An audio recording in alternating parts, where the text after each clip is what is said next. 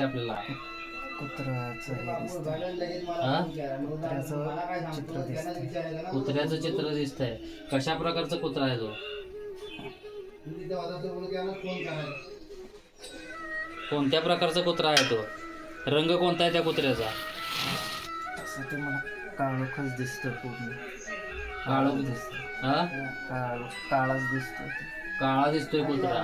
कुत्रा भुंकतोय का शांत बसलेला आहे? उभारलाय का? बसलेला आहे शांत. शांत बसलेला आहे. कुत्रा सदृढ आहे का? खाल्ले पिलेल्या सारखा दिसतोय का तो?